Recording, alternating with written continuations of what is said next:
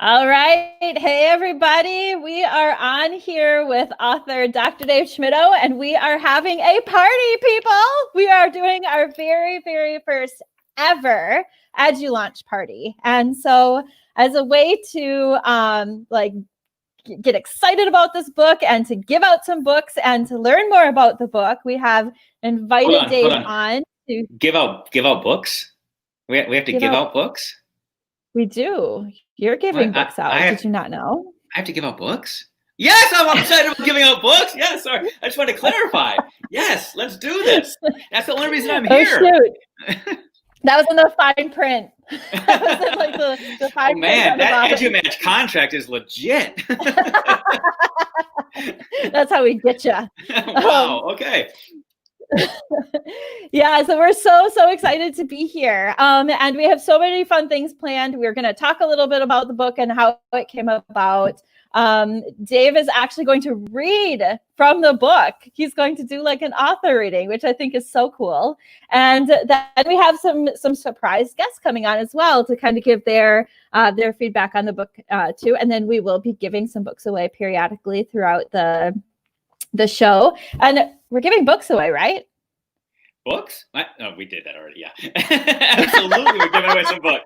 Been there, done that. But yes, you are getting some books, people. So stick with it. But you got to stick around because, Got to be here to win. Got to be present to win. You got to earn it. Yep. So we're so excited to be here. So we're going to start out with a little bit. Dave, tell us about yourself for the few people on the planet who might not know you. Tell me about this. How much time do we have for Dave Schmittou to tell the world about himself? No, I know you do like to talk. I do. It's a good thing I am not the host of this today. No, but I am Dave Schmittou. I am a father of 4 amazing kids who range in age from 4 to 14. So I am exhausted all the time, super busy all the time. But I'm learning and growing every single day. I just finished my 20th year in education. I have been a classroom teacher. I've been an assistant principal, an athletic director, dean of students, an elementary principal, a middle school principal, assistant superintendent, curriculum instruction. And this fall, I'm excited that I get to transition into higher ed and become a full professor of educational leadership. And then I also get to just hang out with amazing people like you on a regular basis, just talking and sharing and learning and growing. So that's me. That is fortunate for you that you get to hang out with such amazing people like me. Oh, I'm sorry. I was talking to the audience, man. Yeah, I'm sorry. I know you know I was talking to you. Yeah, and I've known Dave for a long time, and we kind of do that back and forth, but he is legitimately one of my favorite people on the planet. So I'm so happy for him that he was that his launch day is today, and I get to be a part of it.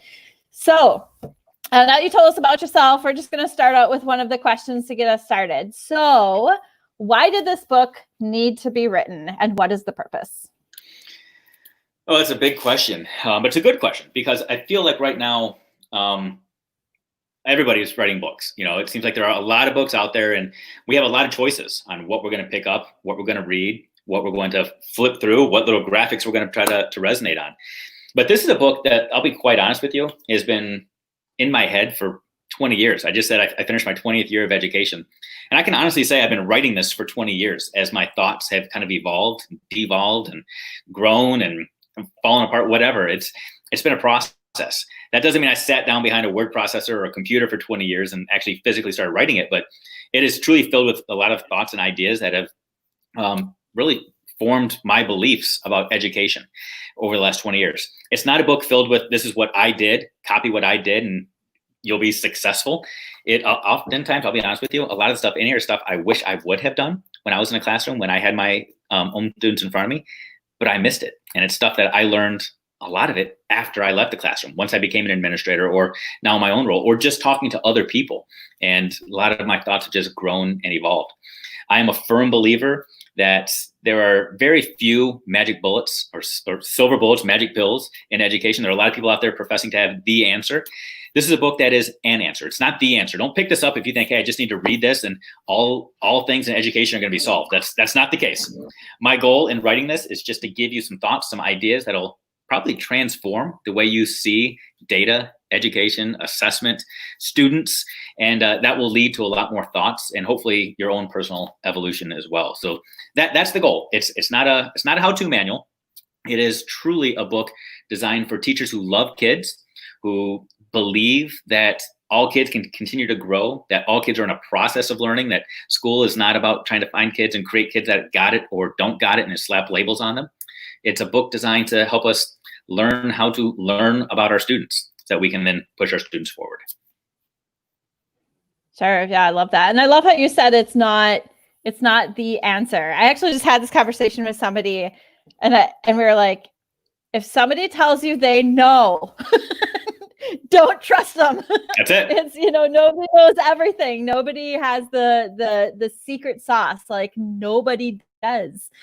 You have to be able to pick through what's there to see if it works for you. And one of the things that I love about our EduMatch books in general is that we have a lot of really smart people who tell you ways it can be done. And then we have a lot of really smart readers who kind of go through that and pick the ways that work for them. So I think that's awesome. And I love your title. How did you come up with the title? I'll give you the total honest answer here.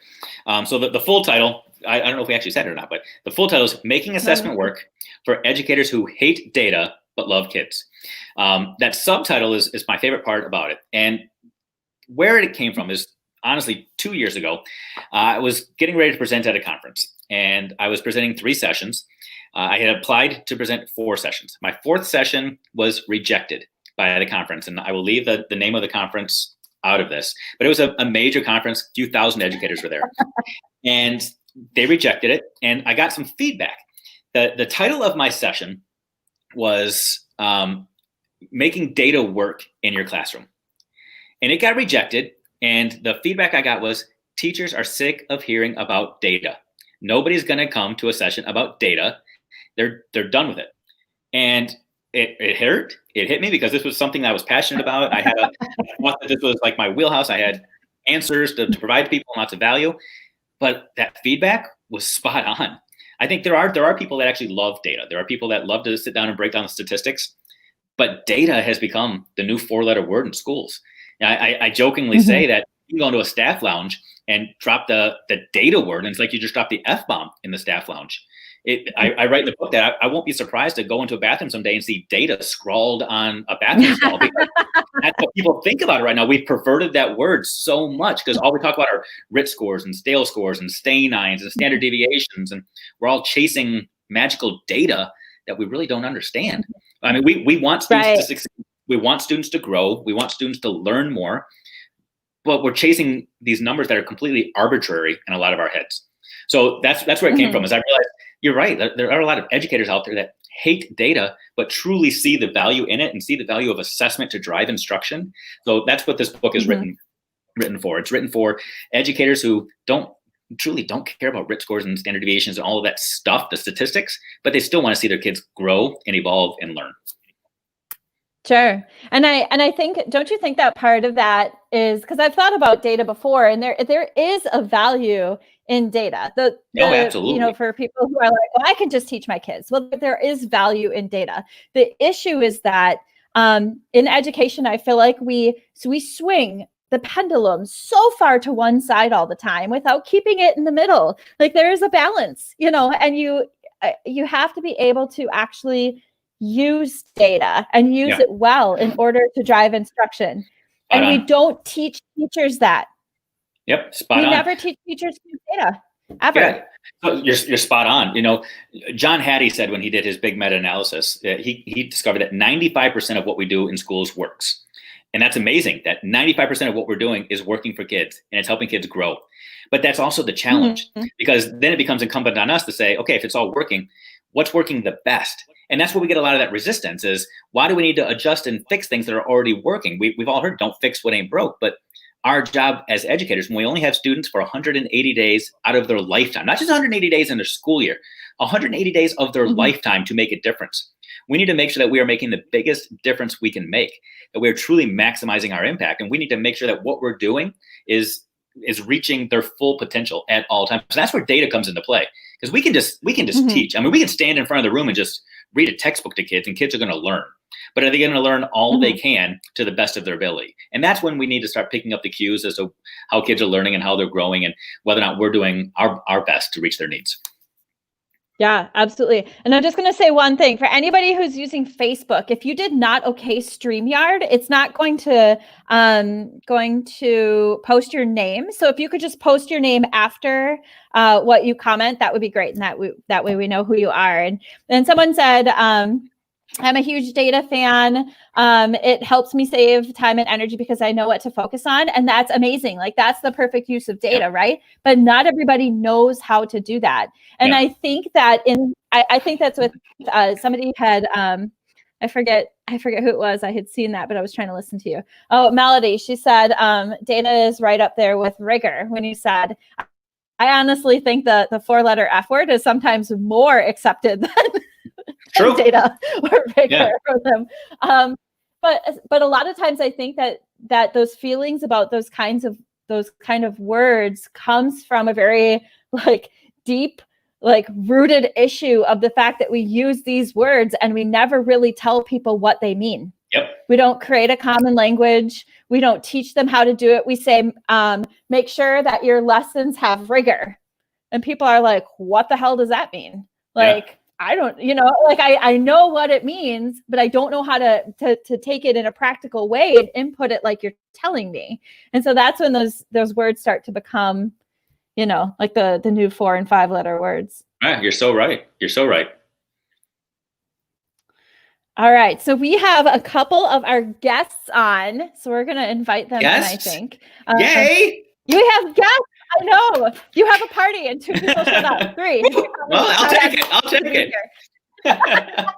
Woohoo! Okay. So we have Deanna, Lough, and Mike Earnshaw are going to be joining us. So say hi to Deanna and Mike. Hey, guys. Deanna and Mike. Hello. Hi, everybody. Yay, so good to see you. So we're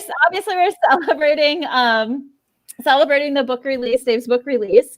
And so did you guys get the chance to read it, or how did you get roped into coming to his party? Roped in? Wow. How did Dave drive you to willingly be here today? Come?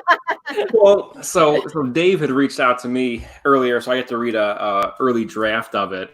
And it's funny, I think Dave was put on this for me. I mean, his first, when I read Bold Humility, that spoke to me so much. And him and I started talking a lot around the Chicago Marathon time last year. And when he reached out and he's like, hey, I got this new book, and I'd seen him tweet it out.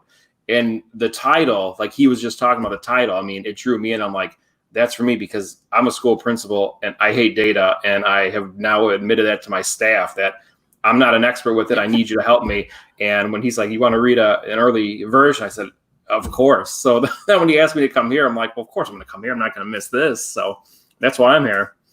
That's awesome. Awesome. And Dave's actually been my go-to person lately, because my school is moving to standards-based, and we've not really received any training. And I'm now a department coordinator in my building, and it's trying to figure out what am I going to do? I don't know how to do this. So Dave has been incredibly helpful in offering me a lot of insight as to how to lead this with my department, to make it a lot less overwhelming. So I have a lot of gratitude for that. If I can chime in, awesome. I don't know if you have specific questions for them or not, but I just have to say the fact that you both are here is incredible. But I think you guys also represent educators everywhere with your perspectives. We have an administrator, an acclaimed teacher and coach and support for other educators as well. And you're both sitting here saying, I'm in this process of learning and growing. We throw teachers to the wolves oftentimes. They go through a 4-year training, they get their certificate, and we expect them to just have it all, know it all, go out there and do it. But you guys are successful, and you're still saying, yeah, but this is that piece right now that I'm kind of missing. And I'm ready to keep going and keep going. And your willingness to admit that is so huge. And it's powerful, because we don't see that. So often we put on this front and say, no, I got all the answers, but you're willing to say, no, give me more, feed me. I love that. Right.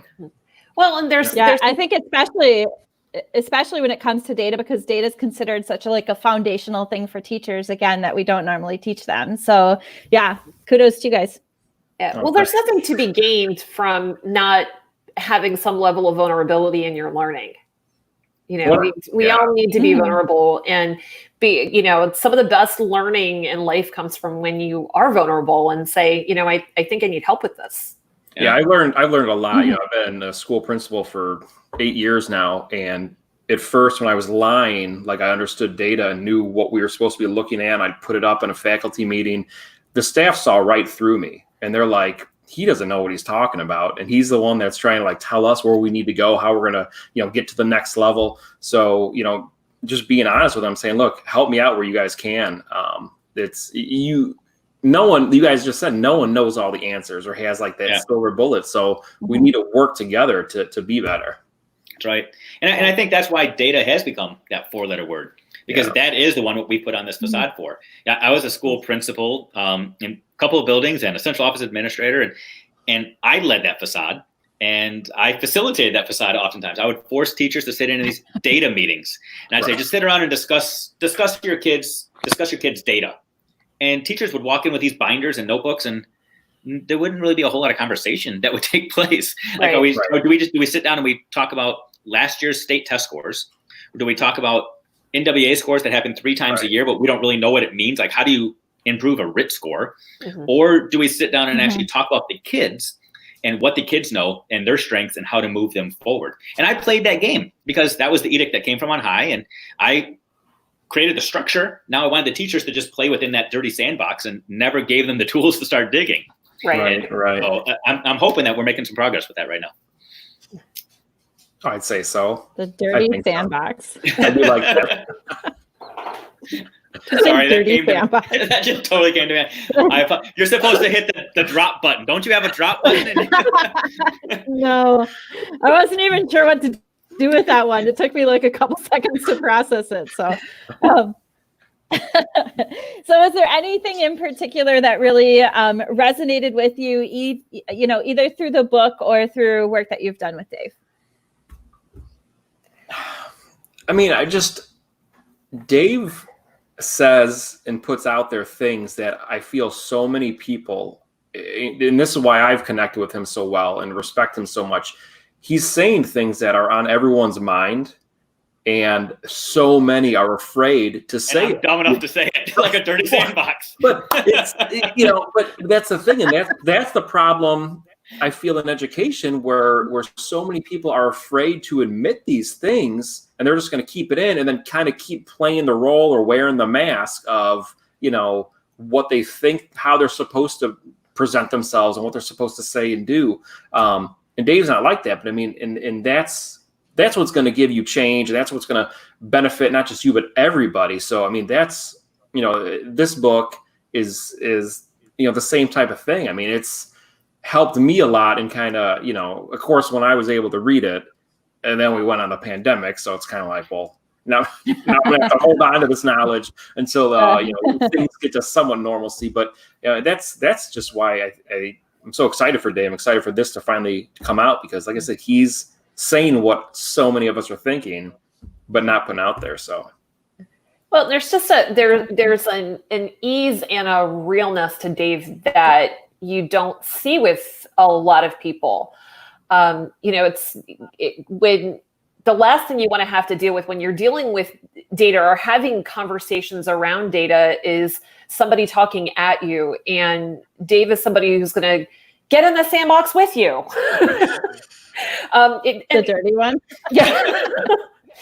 He's not afraid to do that. And, the fact that he makes himself available and, has a very real understanding that, that this is not always going to be easy for people. There's just a way that he kind of disarms the process and makes you feel like you're in it with him and not kind of on your own.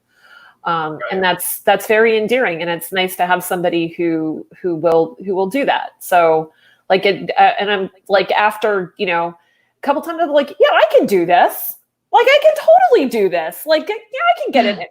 And, there are a lot of people who want to like throw things at you, but, don't necessarily make you feel confident moving forward. And like, after a couple of times of talking to Dave, I was like, yeah, I can totally do this. Like, I feel good about myself moving forward. And you know, and David, I can get on the bike without the training wheels. Boom, And you there can you go. make that into a rubric. Oh, that's awesome. I wish you guys could just keep talking all night long, because this is amazing. This is like the best part of 2020 so far for me is the last 5 minutes. So keep going. But no, I really do appreciate it. And you know, just to try to clarify some things, the reason I don't act like I know it all is because flat out I don't. I am truly clueless on so much about life. I really am. And when it came to writing this book, I remember the first outline I had of this book, it was pages long, and it probably could have been like a 700-page book. It could have been another dissertation or thesis about data and assessment. But then I looked at myself in the mirror and said, I would never pick that book up, and I would never read it. If somebody said, here's the next book about data and assessment, and it's 700 pages long, and there's a chapter on standard deviations, another chapter on stay nights, I'm putting it down right away. I had to write something that I would want to pick up and read right now, and that I'm going to want to go back in a year from now when I forget all this stuff that we're talking about right now, because the sandboxes get dirty, you know, and you forget stuff. I want to have something that I can pick up and read and reference, no matter where I am in that journey, whether I'm a principal or a coach or a coordinator or a teacher, first year, or somebody that's finishing their 20th year, and have it make sense to them. So I tried to make it that every man, every woman's Cliff Notes version of how to make things happen. So I hope it works. No, and I would say you did. Awesome. And that's the thing. You don't write as somebody in your position. You write for all educators, regardless of where they're at. So absolutely. Well, thank you guys so much for joining us. We really, really appreciate you taking the time to be here out of your busy schedules. And so we'll sign off with you guys, but thank you so much. Have a good night. Thanks for having me. Thank you guys. Congrats, thank you Dave. so much. Thank you. Thanks for having us. See ya. Yes. Bye-bye. I had 2 people come to my party. I know you had 2. Like, that is still here. absolutely amazing. Mike's not going, so Mike's like, come on. Yeah, he was going to stick around. I know. That was okay. Okay, so the next thing I would like to do is we have a few minutes. I'd love you to read from the introduction of the book. And read as much as you think that people are going to want to hear, but give us a little bit of your voice in this book and what it's all about. Okay, I wish I planned better, because I'd be sitting in a rocking chair with a pipe in my mouth and a nice robe, some comfy slippers, and I would read you all to sleep tonight. So feel free, tuck yourselves in. Uncle Dave's going to read you a story. Are we ready? No, this is the intro. It's obviously not a novel. It starts with chapter 1, the intro, where it all begins is, what are we talking about? Assessment is the art of measuring students' inner thoughts by their outward behaviors. Let me jump right into this. This book is not designed to teach you statistics. You will not learn how to calculate z-scores, measure standard deviations, or determine statistical significance. This book is designed to teach you how to measure student learning more accurately, and perhaps more importantly, help you understand what you're limited in measuring. When I was crafting the outline for this text, I could have easily planned for a book that would have been hundreds of pages long, but that would have completely defeated the purpose. My goal was to create a book that makes assessment manageable and meaningful. My aim was to make this book something that was easy to read and not bogged down with jargon and formulas. You'll read analogies and metaphors during the first half of the book, designed to shape the conversation and engage even the most reluctant among us in the conversations that scare so many. In the final chapters of this book, you'll read about strategies that classroom teachers, schools, and districts can implement immediately to make an enduring impact. But with that said, I've intentionally chosen not to write a text steeped in formulas, statistical reasoning, and analytical science. This is a book for educators, written by an educator. So I ask for your forgiveness early on if I don't address every possible implication that could arise from a conversation around assessment. I hope to make assessment easy to understand and to make the ideas presented in these pages easy to implement in any classroom. In its purest form, assessment, as it will be used here, is an attempt to take internal knowledge and measure it with an external measure. It's really an exercise in translation. Students have understandings and misunderstandings in their heads that we as educators try to draw out so that we can make inferences and draw conclusions. Because of this, we all must understand that data analysis and assessment creation are an imperfect science, subject to interpretation, just like any act of translation. Each language on earth has its own subtleties and nuances. Idioms, similes, metaphors, and all forms of figurative language have their own meanings rooted in unique context and societal histories. Teaching pronouns and verb agreement to an English speaker is done differently than it is to a speaker of Russian. Phonemic awareness is much different with Latin-based alphabets like English than it is with languages and origins in the Far East like Japan or China. As linguists will tell you, these variations often make pure translation between languages virtually impossible. There's always something lost in the translation. Think about how many English translations of the world's best-selling book there are, the Bible. King James, New International, Living, New Living, etc. There are an estimated 900 translations of the English Bible as scholars attempt to accurately determine the meaning of the original Greek, Hebrew, and Aramaic. Remember that telephone game you used to play as a kid? One person begins by sharing a message with the person seated nearby. That person repeats the message to another, and so on. By the time the message has been shared just a few times and translated throughout the lens of multiple recipients, it's changed dramatically from what was originally created in the mind of the initial speaker. That's what's at play with translating language and with interpreting assessment data. And it goes on. Bottom line is, the goal is, I want people to understand that assessment, because I could keep reading to you all night. Like, you're falling asleep right now. I want you to wake back up. Assessment, interpreting assessment is an art form. It's not just a science. And I think that's where we've missed it so often in schools. We've taken data and made it the science of education. 20 years ago when we were just starting, teaching being an art and a science was all the talk. And right now, so much of education has turned into a formulaic science. We have pacing guides and scripts and all these algorithms that supposedly will tell us exactly what to teach, when to teach, how to teach. We have all of these formulaic assessments that we use to try to figure out where a student is. We now give assessments to predict how students will assess. Like, that is so asinine. We give an assessment 3 times a year to figure out how a kid is going to assess. That makes no sense, because that takes out the magic of the art of teaching. When we do these predictive assessments, we're saying that teachers no longer matter because the student is predicted to score a certain way, when in reality, a teacher has the power to change that trajectory. A teacher, when they're assessing correctly in their classroom and instructing with profound power like they have, can change a kid's destiny. They can change their trajectory. And that's what I want people to understand, is that assessment is truly an art form. It's trying to figure out what's going on in a kid's head and translating that externally, which is hard. To try to figure out what's happening with the synapses in somebody's head so that you can then do it and do something, learn something about that student and then do something with it, is a challenge. So the book goes through and gives you lots of things that you can do to try to figure out what kids are thinking and then what you can do with it.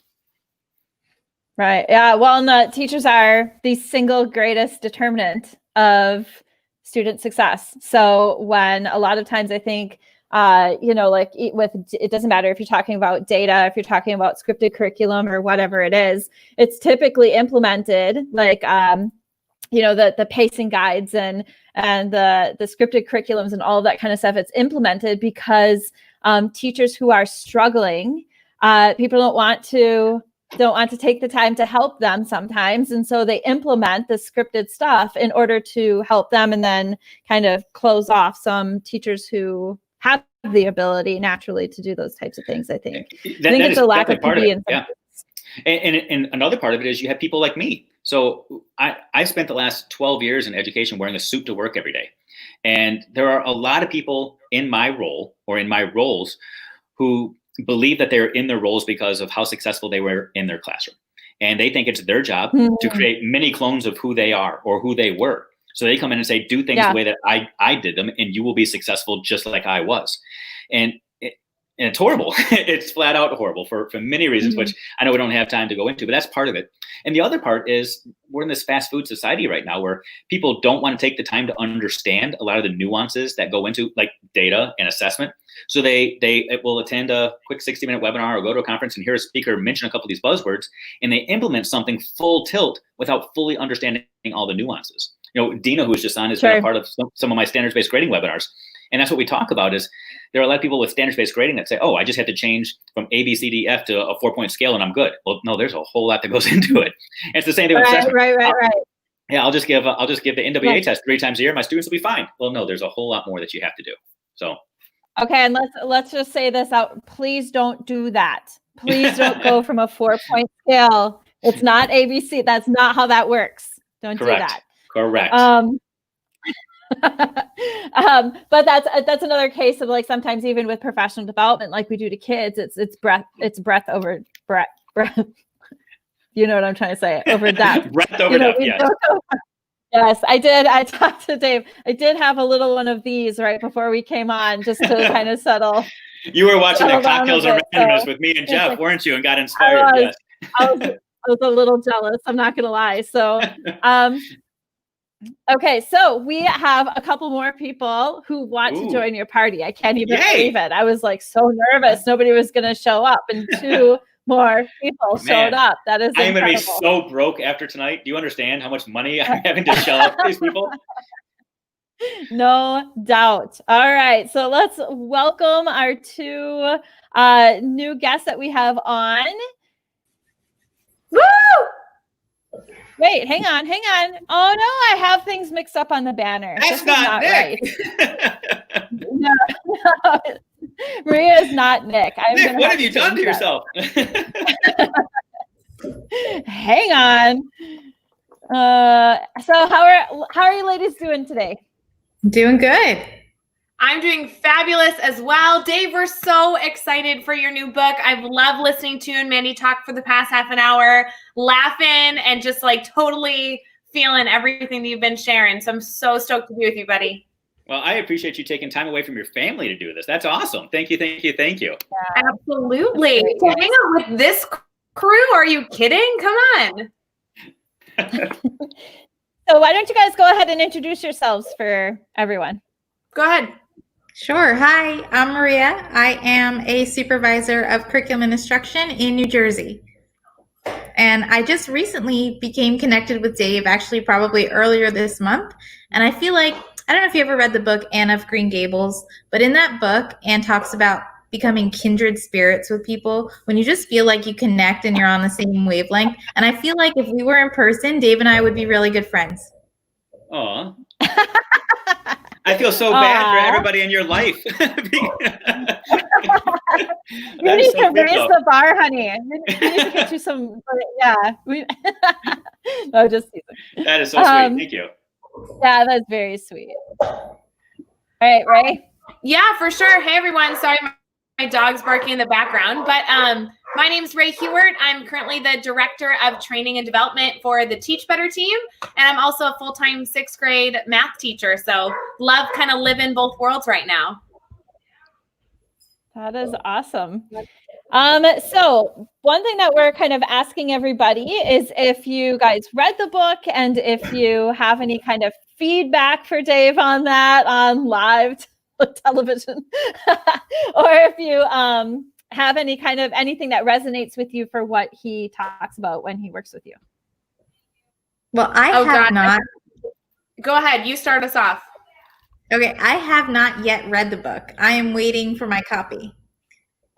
So I know I'm in for a lot of good stuff, but I just have so I use Google Keep, and I just have a rolling list of takeaways for every webinar and thing and event or time I've seen Dave speak. I just kind of take these little nuggets of information down and I just kind of keep them next to me. And I love what you just said from the book was that measuring internal knowledge, that you're measuring internal knowledge with an external tool. And I never thought about that before. And I love it. I love thinking about assessment that way.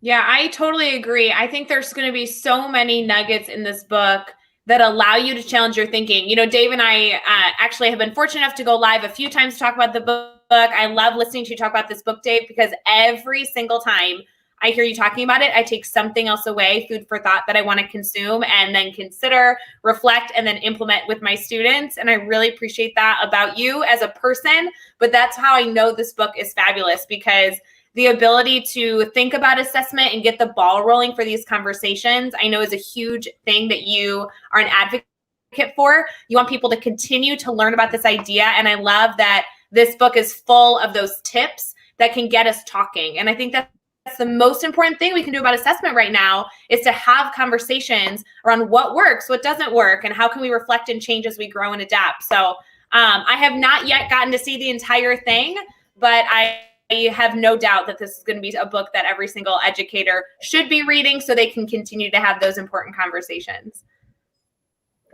Well, I want to, first of all, thank you both for what you just said, because that's amazing stuff. I'm like, it's powerful and super sweet. But you're right, both of you. I mean, that is the goal. one of my standard lines, and Marie, you know this from the standards-based grading stuff, is I say all the time, there's no standard way to do standards-based grading. It is the idea of trying to just start the conversations. The goal is to always give people more to talk about. As a former administrator, my goal was to always make teachers leave the staff meeting talking about the staff meeting. If they left just thinking, thank God I'm out of here, then I wasted my time. Same thing with teachers in the classroom. The way that I would always measure student engagement in a teacher's classroom was going to the lunchroom and talking to the kids. I want to hear that buzz to figure out if they're still talking about what they learned. That's kind of the goal between all of this, in this book especially.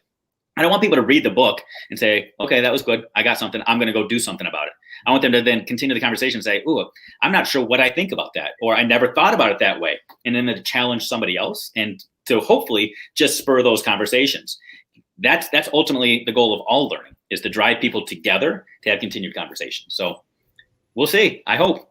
Well, and Dave, what I really like is that all your books, this one included, continues to have that mindset. So whether you're doing, and I know that you've done really incredible standard-based grading webinars because all of my friends talk about them, or you're doing any sort of like live training or publishing books or blogs, like that continues to be something that you believe in. And I think that's why people love consuming the products and content you're able to put out, because educators like to be challenged and they like to have information that keeps them thinking. Yeah, that's a good point. And I actually just had a conversation with one of the teachers on my committee right now. One of the super important things we're doing is identifying priority standards, because we don't know what this year is going to bring, but we do know that we have to really, really narrow our focus. And she was saying when she signed up for the committee, she thought it wasn't going to be as difficult as it is. Mm-hmm. And I said, yeah, we are challenged with the situation that we're in, and I'm challenging you more as a teacher with the work that you're doing. And she said, but isn't that the point? And I was like, yeah, it is. It is the point. You didn't go into education to sit there and write with chalk on a dusty blackboard. Like, we're growing and changing in everything that we do. That's it. If you can't get people to weigh in, you'll never get them to buy in. So flip the script and get people talking, and then you don't have to sit around and try to sell them anymore. So yeah, that's so good. Was that another Dave moment? Was that what that was? Is that an actual microphone? Don't make fun of me, Mandy. It's so hard not to. Do you know how I have to hold back sometimes? I know. It's a lot of work. It's a lot of emotional stress on me sometimes. You make it so easy. All right, my friends. So is there anything else that you guys have for Dave? Thank you so much for joining his party. We weren't sure if anyone was going to show up, but we have now 4 people who have come to the party. So that's amazing. And thank you so much for being here. Any last words? Thank you for opening my eyes to the way assessment can be an art form, because I never thought I thought of creativity in lesson planning and things like that, but I never thought of the creativity in assessments. And I'm so excited to dig into that. Wow. Yeah, and Dave, I have to tell you, I hope that all of the listeners here and every other platform that you have, including your podcast and everything else, people see that you are really somebody to not only enjoy the content of, but have those conversations with. You are always eager to talk to educators. I so value that about you. I know you're an incredibly busy man, but I love that people find you so approachable and are able to reach out and continue to have those conversations. So I really value that, and I hope all of the listeners here enjoy it, because that's a blessing that an educator is not only able to put out information, but also continue to have those conversations so we all grow. So I just really appreciate that about you. Oh, you guys are awesome. Thank you so much. Thanks, ladies. Have a good night. Thanks for joining us. Bye. I appreciate you. Bye. So Dave, this is I feel so when we originally invited guests on, we kind of thought that they would talk about the book and what resonated and stuff, which is awesome. But they're saying such sweet things about you. How does that make you feel? Well, it's interesting. I feel like I'm in boot camp right now. In boot camp they say you have to break somebody down to build them up. I feel like all these people are there to build me up, and then you're here to come on, Dave. Okay, and then Dave, Dave, come on. you are that truly that practice in humility for me. You're going to make sure that I understand that these are invited guests who are probably reading a script or something. No, it feels incredible. It feels incredible. That is not true. No, these are people that I admire so much and I look up to for a variety of different reasons. And I don't know that I've actually ever told any of these people that have been on so far, like what they mean to me personally and professionally. And what I'm hearing right now is that that's something I definitely need to do, because it makes a huge, huge difference to hear these things right now. It's incredible. It feels so good. It's so validating. And that's honestly, I didn't write this book so that I could get all the feel goods and have people blow smoke my way, but that means a lot more to me than people actually going out and buying a book. That's the byproduct. I'm so happy just that I've got these relationships that are forming with these people that are connecting and are continuing to carry on the conversations with others. It's pretty cool. Sure. Well, and the fact of the matter is that, you make these connections because of who you are. And I can tease you all day long. And it's so easy to do sometimes. Like, you really do make it easy. But I could do that all day long. But when it comes down to it, like, you just make these connections all over the place because you are so approachable and because you are so kind and sweet and are willing to give your time to help people out. So, and I appreciate that about you as well. And I agree. I think that, Matt, I think it's common actually for people to not tell each other how much they mean to each other when they really need to, because we get so focused on our everyday. So, so I appreciate you too. No, thank you. That's super sweet. That's kind. I mean, and it is. It's pretty cool to. I mean, we're here to talk about a book, and I feel like that hasn't necessarily even been a lot of the conversation. But that's so exciting to me. That's what I want it to be. I want it to be people just making connections and people growing. And if the book is the thing that brings people together to start those conversations, awesome. But that's what it's ultimately about. It's about people coming together, growing together, and being willing to share and talk and joke and all of that stuff, because that's what makes people better people. So it's fun. It makes us better teachers. Better teachers, because when you talk about like I always bring everything back around to the mental health stuff. But when you're talking about the mental health stuff, I think that when you start talking data and you start talking that kind of thing, that can be a huge stressor for some people when they don't understand what they're supposed to be doing or what they're supposed to be talking about. And so, I feel like the piece where you're helping people to feel comfortable about it, you're helping people to talk about it and giving them the vocabulary to use, like dirty playground. I've never read that in an assessment book, but that is not in this book. In there. If you buy a second one, I'll sign that because it's not in print right now. So maybe that's the sequel, The Dirty Playground. Buy it. Yeah, it's in there somewhere. We'll give a book to anybody who buys the book and finds Dirty Playground in there. We'll give you like an EduMatch sweatshirt. And I hope Sarah's watching, because maybe that's the sequel, Sarah. Maybe I'm going to go to PD all across the country, sitting at like these back to school meetings, and I'm going to have a table that says, "I'm selling the Dirty Playground. Who wants in?" Think about how many books I'm selling at the Dirty Playground. The Dirty Sandbox. Sorry, I'm gonna be selling some books. Well, you could potentially have an entire playground and just have the Dirty Sandbox as part of the playground. Ooh. I think I found my co-author. I don't know if I could get through that manuscript. Sarah's like, do it. Yeah, we already have our contract. It's ready to go. All right, Dirty Sandbox. Okay. So we have another guest coming on with us. You have another person here just for you, Dave. In fact, you have two people here just for you.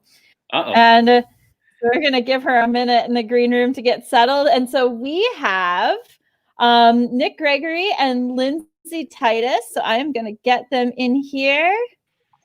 Do you know how? Hi, Lindsay. Before they start talking, I got to talk about how incredible this is, because both of them are like running around like crazy today. I know their schedules because I'm that creepy. Like Lindsay has class and Nick has like his kid's baseball practice or something. And they both said, forget that. They're coming to this. That's incredible, guys. Aw, that is incredible. Thanks for being wow. here. Absolutely. I am it. This is just this whole week has Glad been to be here. And yeah, so excited. Whoops. Awesome. Very cool. So we've just been talking a little bit about Dave and his books, and just kind of asking, did you get the chance to read the book? And if so, what resonated with you, or what kind of resonates with you with Dave when you work with him? Do you want to go, Nick? Lindsay, you want to go first? All right, sure. So I have not read the book yet, but I am so excited to. And this is why it resonates with me. So I'm a K-12 behavior specialist. I'm a board certified behavior analyst. Data is my favorite word. It is one of my absolute favorite things. However, I work with staff that it is not. And I'm really excited to bring new ideas of how we can collaborate and use data to really kind of reignite our passion for what it is that we do. And I'm just really excited for the information so I can use that to further my connections with staff and really just gain more awareness of all the different data types. Learning through school, I did learn, a lot more of the, specific data, and it has to be this way. And what I've learned along the way is it can be any way, it can be anything. And I'm just really excited to keep expanding my own definition of data and then share that with the staff I work with every day. That's awesome. And I love having someone on that says, actually, I love data because it's, it is one of those things that's just, a lot of people just don't, but I really do think that it stems from not, like you said, I learned and I to use it well. And I think that it stems from that fear of not knowing really what to do. Yeah. So I love that. Yeah, I feel like Lindsay's like this. Back in here. There goes. I feel like Lindsay is this data disciple. I feel like she goes out to all the tribes to say, here's what data really means. And she's out there trying to preach because data has been crucified. And she's trying to get people to believe. I feel like that's her role.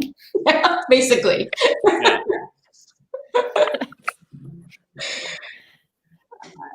Oh, that's funny. All right, Nick, how about you? Welcome back.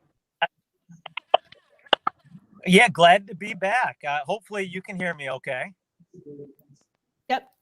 My screen keeps freezing up, so I'm seeing frozen people. So, but I'm glad to be here. I don't know. I haven't read the book yet.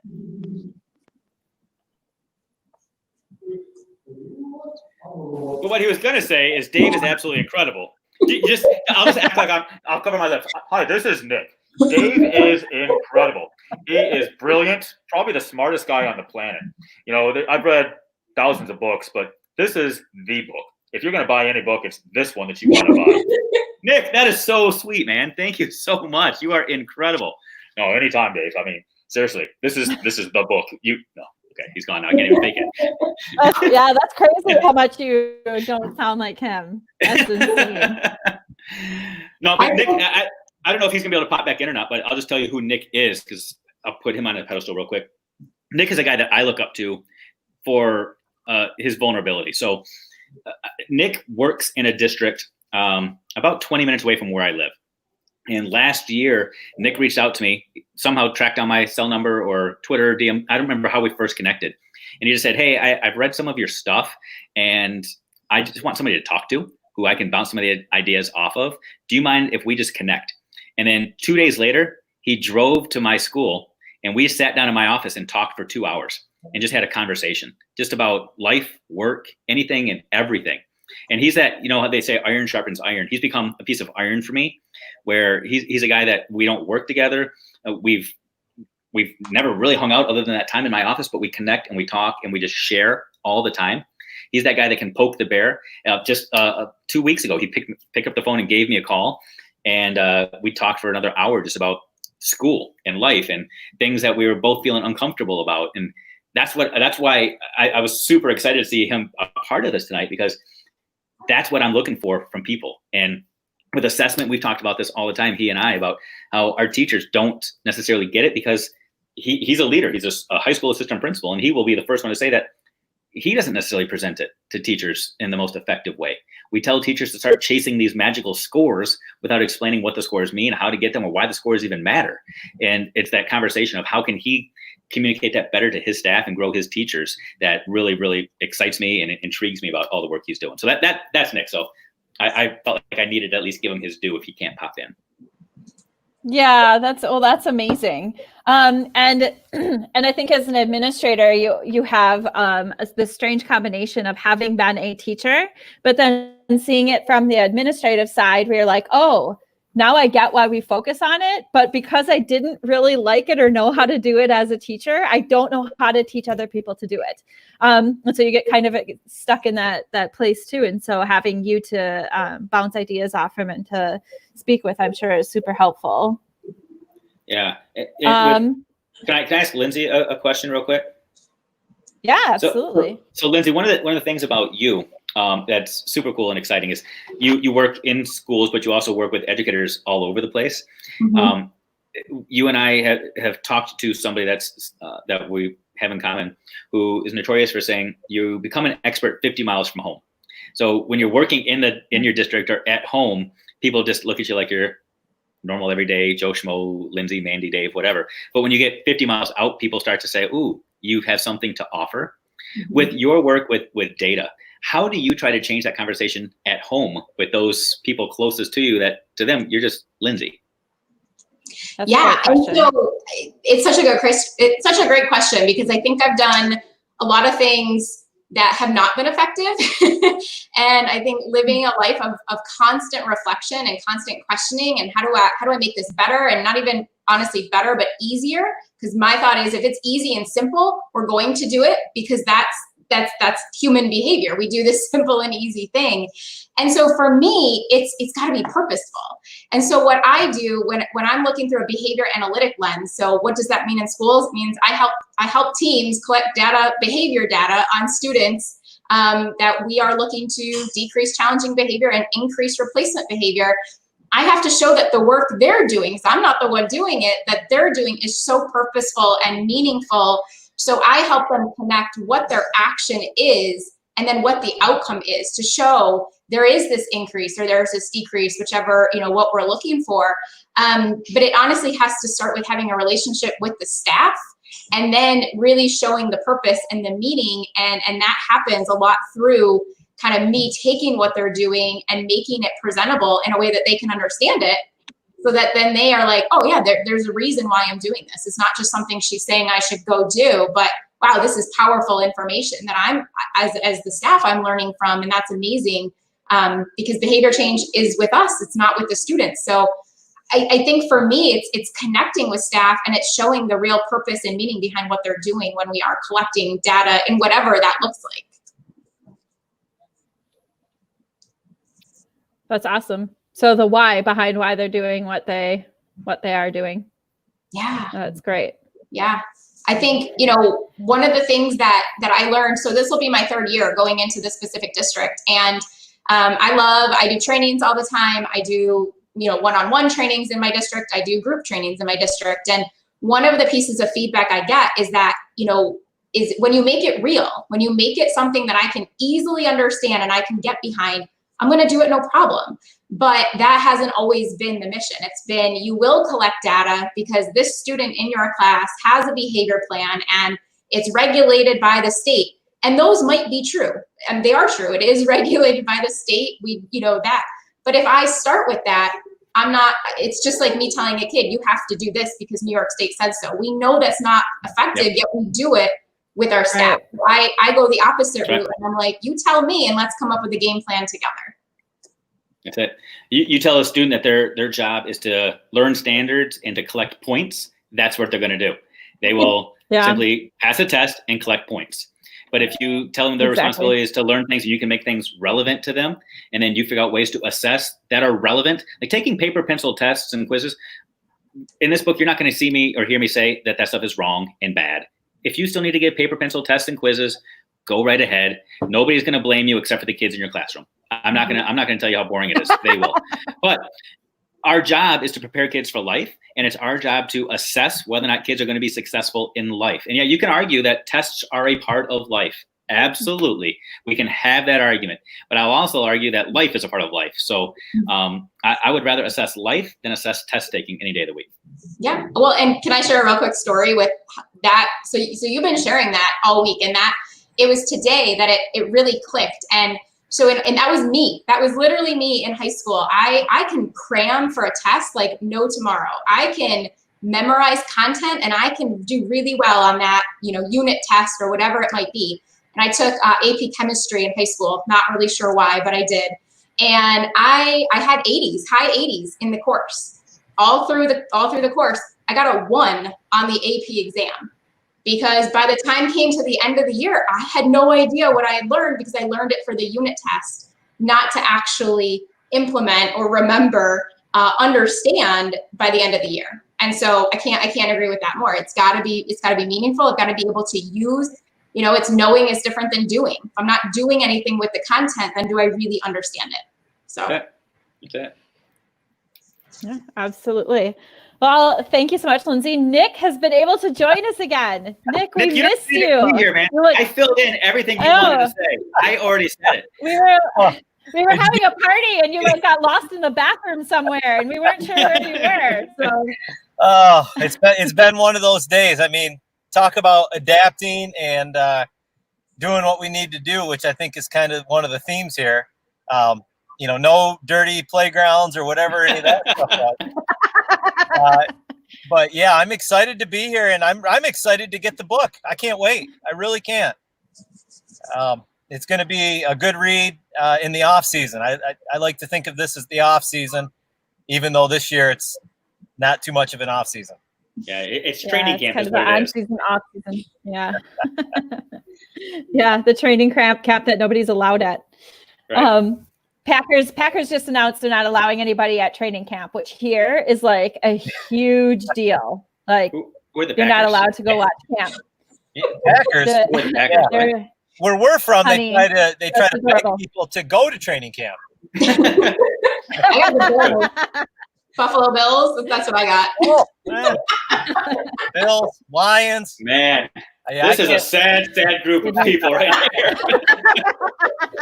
Wow. Could be worse. We could be Browns fans.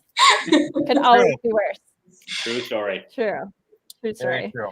All right. Well, Nick, what did you have? So Dave gave you this amazing monologue about how he knows you and who you are. I don't know if you heard that. You see, I don't know how much what he told you, but the truth of it, at least from my standpoint, I was kind of seeking out some ideas leadership wise, and it turns out, well, there's my daughter. Shut the door, love. It turns out that we ended up finding some commonality with assessment and some of those. So the conversation took off, and I'm a standards-based grading, was a teacher for 18 years. And now as an administrator, to me, it's the way to go, but I want to figure out those baby steps, and I need some of those tools to build into it. So we'll get there. Absolutely. Yeah. I mean, Lindsay had said a little bit about that, kind of that same thing. Like you have to know why you're doing it, and then you have to know how, but until you know really why, or your staff knows why. Yeah. It can't be because somebody in a suit's telling you to.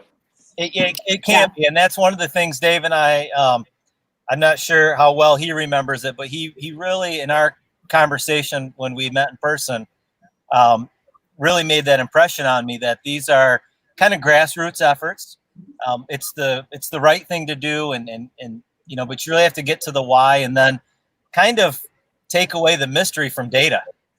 I mean, let's be real. I mean, that it is, you were talking about it being the 4-letter word in the staff lounge that gets people up in arms. Yeah, there's some truth in that. So I'm eager to learn some new ideas, quite frankly. Yeah, that's awesome.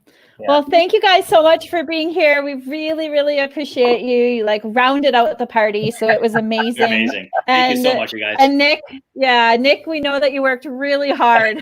I'm glad to be here. To find your way back from the bathroom. Yeah. Dave, I'm excited for you, man. I really am. I think I appreciate you. I hear a lot of people being happy for you, And I think it's that personal Aw. connection, and that'll come through in the writing. That's what I'm eager to I do. appreciate it. Thank you so much. Thanks for having me. That's so great. Well, thank you guys. Have a good night. Thank you Thank so you much. both. Thank you. Bye. Okay, so lots of like, I'm almost teary for you. This is awesome. That's so cool. This is good. I know. So cool. Can we do this again next week? No. No? Oh, okay. Okay, you are direct. No. Have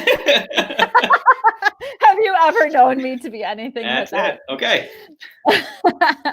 Okay, just to recap today. So we have author Dr. Dave Schmittou is here talking about his book, and we had a bunch of people on to tell him how amazing he is. And also, just as kind of an update, EduMatch, if you didn't know, gives bulk discounts for over like 10 or more books. That's not a lot of books at all. That's like a book club. So if you want to purchase books in bulk at a discount, you can email the great Sarah Thomas. I love it. Our fearless leader. She's one of the biggest badasses I know. I absolutely love this woman. Like, I cannot say enough good things about her. And so email Sarah. Sarah. She's also known as Sarah. That's what I call her. I don't know if anybody like on all her social media, she's Sarah. But you can email Sarah at sarah@edumatch.org. And you can ask her for the bulk discount, and she can get you that. You can also find Dave's book at this bit.ly address right here. And so if you go to that bit.ly address, it brings it to all your books, doesn't it? That just takes you to Amazon. So that's just if you want to eliminate the search. Yep. If you want to go there, you can do that. And then also, if you want to follow Dave on Twitter, you can find him at Dave Schmittou. There you go. I was gonna say .com, but that's not how that works. That's not it. It's right. That's not Have right. you ever used Twitter, Mandy? I don't know how it actually works. I think I'm saying it right, but I'm not sure. We can find me on okay, so Twitter. we have to give away books. We promised to give away books. Yes, we did.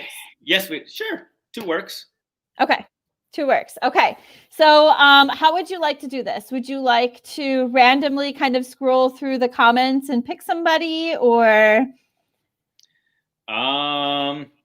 whose birthday is closest today? Who's the tallest? What do you want to do? How about this? I can scroll through the comments, and somebody who I click on, then we'll do that. Is that okay? Okay, yeah. Let's do it. Okay. Okay, I'm going to scroll quickly. All right. So why is this not? Oh, Melody. Melody was asking a random question. What was the first title? I'm not even sure what she was referencing. But Melody McAllister wins one of the books. Woohoo! So that is amazing. Woohoo! No, hold on. I have to make sure. Melody's shipping rate is still standard going to Alaska, right? That's not another country or anything? Yeah, I think it might be. We're good. We'll find out. Be paying a That's lot out of pocket. That's all right. And then we have Lori McDonald Guyon, maybe something that kind of it's like, I bet you it's like a Guyon. Does that sound right? So I probably murdered it, Lori. I'm so sorry. I'm really bad at names. But if both of you could please either get Dave on Twitter, or you can email him. Dave, what's your email? It's a tough one. It's david.schmittou@gmail.com. We'll just put that up there. So you can either get him on Twitter, or you can get him by emailing him, but send him your information, and then he will go ahead and send you a book. That is awesome. So we are done. We are actually 4 minutes over. That's all? But we're done. That might be a record for you, only going 4 minutes over on anything. Yay. Well, you do talk a lot, so. Yeah. But it was such a pleasure to do this with you. Thank you for letting me host your launch party. Oh, this was awesome. I appreciate it so much. When you mentioned that you wanted to do this, I mean, I was over the moon. So thank you so much. Yeah, I appreciate you being like my guinea pig. And since this is our first ever launch party, we weren't sure how it was going to go. And when I keep saying we, I just meant me, because I was the only one that planning it. And so I was trying really hard, but so I hope that that you feel like it went well. You had so many amazing people on here. I loved your author reading of the book and so many awesome comments. I highly recommend going through them because so many nice things. Lori, who won, don't forget to reach out to Dave and give him your information. Lots of congratulations. Oh, John Harper. John is my co-host for Teachers Aid. And so that is awesome. Melodies. We have lots of awesome people here. That's very so cool. Thank you everybody for being here. And thank you, Dave, for the release of your book and for being here as well. And we're going to wish everybody a good night.